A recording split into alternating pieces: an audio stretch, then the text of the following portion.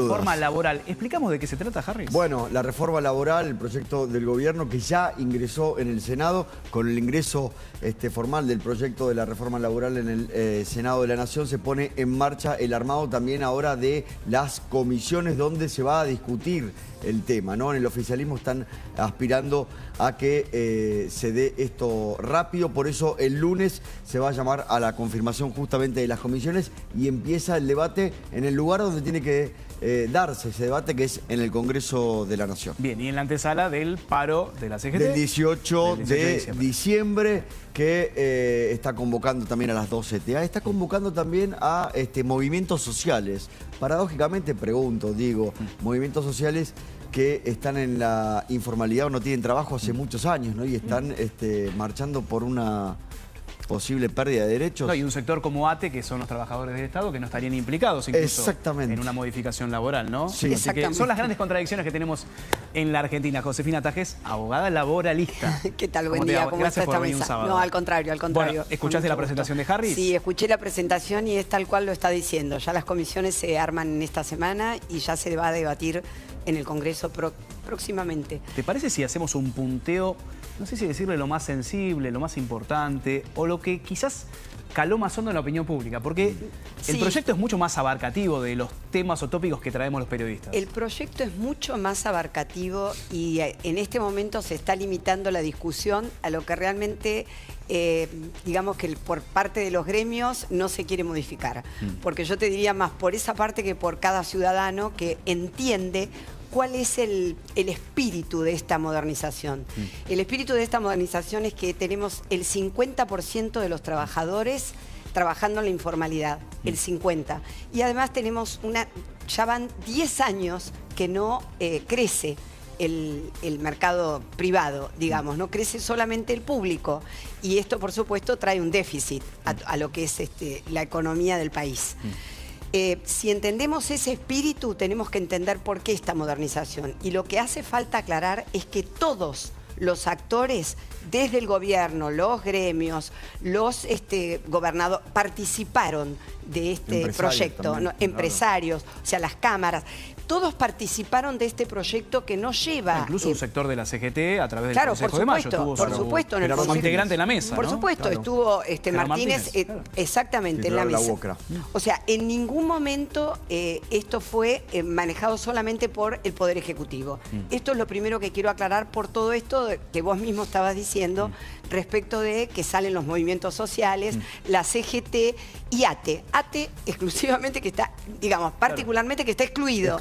No sé, pero que bueno, que desde el principio y antes de conocer lo que era el proyecto, ya estaba en contra del proyecto y por supuesto intentando un paro. Fue uno de los más combativos, ¿no? Estoy hablando de Rodolfo Aguiar, el titular.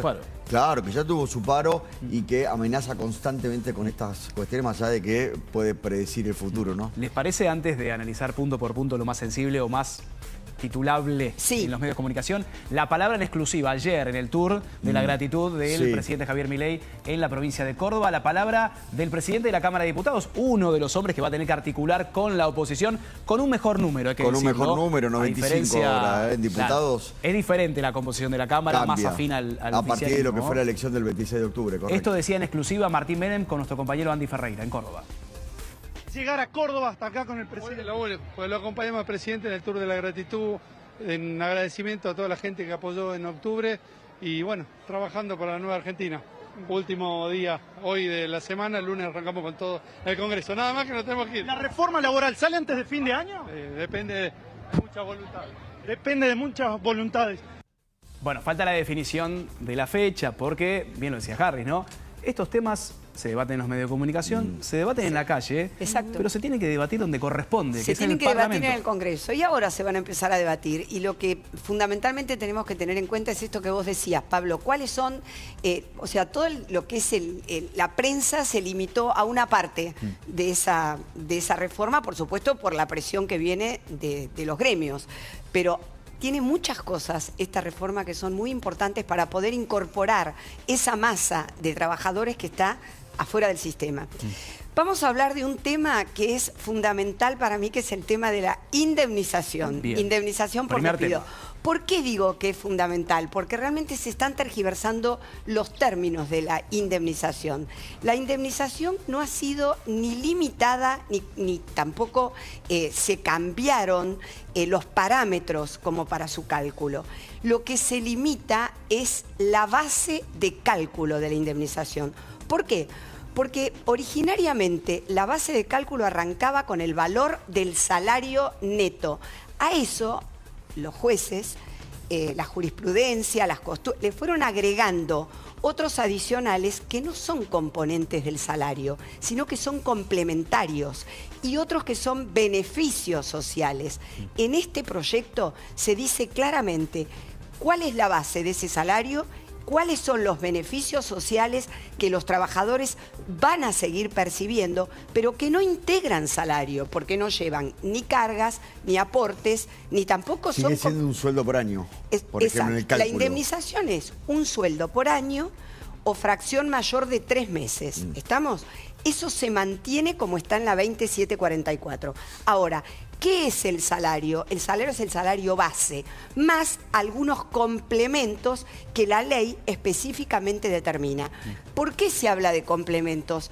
Porque hay algo muy innovador sobre lo que estuvo hablando el secretario de Trabajo, Julio Cordero, bastante tiempo, que es el tema de los salarios dinámicos. ¿Qué son los salarios dinámicos? Lo que se suma al salario. ¿Qué se suma al salario? Por ejemplo, un plus por productividad. Por ejemplo, un plus por mérito. Eso sí compone el salario. ¿Qué se requiere que ese complemento tenga como para integrar el salario? Bueno, se requiere que tenga habitualidad, o sea, que en un promedio de 6 meses se esté pagando eso. ¿Estamos? Eso sí integra y va a integrar la indemnización en ese cálculo que decía Harris, que es 1 mes por cada año, fracción mayor de 3 meses. Beneficios sociales, los trabajadores los van a seguir teniendo. Lo que no llevan son aportes, no integran la remuneración. ¿Cuáles son los beneficios? Bueno, van a tener el tema de la comida, el tema de la ropa de trabajo, el tema de las guarderías.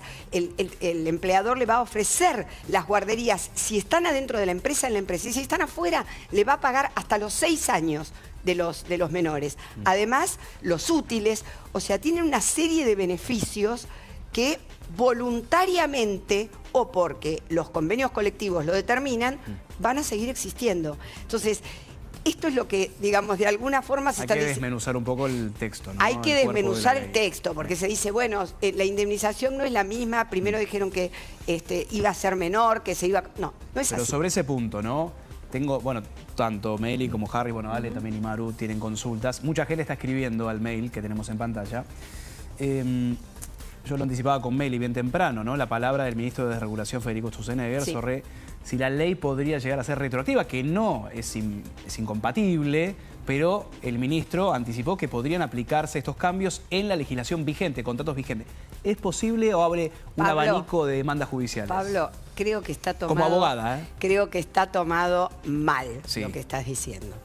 A ver, los derechos adquiridos de los trabajadores son derechos adquiridos. Perfecto.